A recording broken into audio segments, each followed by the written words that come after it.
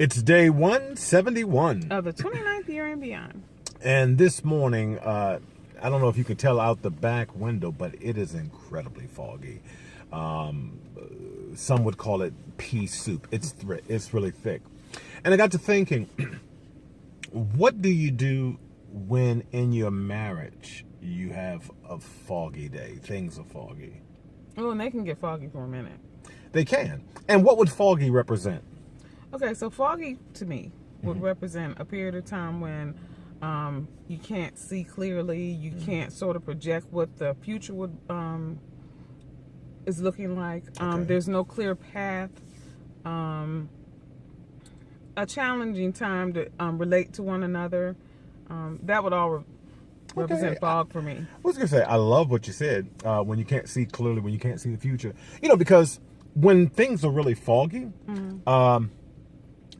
depending on how thick the fog is, you can't see very far ahead of you. That's right. So you can't see in the future. You can't see where you're going. And so what I thought about is the same thing when your marriage gets foggy. Use the same kind of tips that you would driving in the fog. Okay, so what are those tips? What's good said? Well, the first thing, slow down. Okay. That's a good one. Yeah, absolutely. You know, when you can't see where you're going, but you're trying to get there in a hurry, inevitably you're just setting yourself up for some kind of collision. That's right. Very good.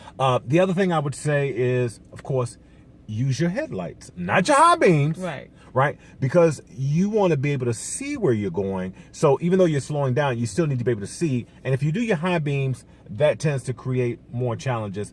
High beams are more intense. Yes, they are. Isn't that special? Yeah, so it intensifies that moment. Right. So you want to use your headlights so you can see where you're going. And again, it gets back to the Word of God. You know, the 119th Psalm 105 says, your word is a lamp unto my feet and a light unto my path. So when things are foggy, you always want to be able to be rooted in the Word of God.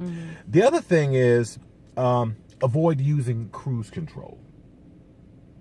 Okay. Yeah, because you want to be in control. And, you know, if you're using cruise control, which to me would represent just kind of like coasting.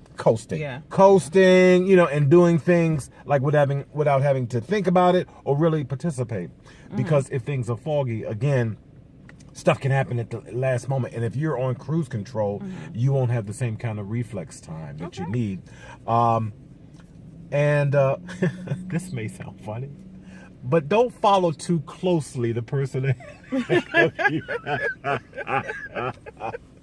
You don't want to follow too close, right? Right. Because when things are foggy, again, people get disoriented, and a person could stop somewhere where you're not anticipating to stop, and again, a collision. And finally, I would say, stay focused on the road. Okay. You got to stay focused on the road. Where are we going? So if you got the Word of God being that light unto your feet, you know, light and lamp unto your a lamp unto your feet and light unto your path, you know, you know where you are, you know where you're going. But those are the tips that I would use. I mean, the same kind of tips if you were driving in the fog. So, you know, slow down, use your headlights, not your high beams, right?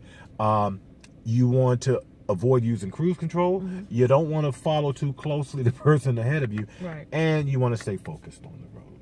Perfect. So, I hope these tips are helping you if you're experiencing fog in your marriage. Yes. Until tomorrow, if the Lord says the same. Bye.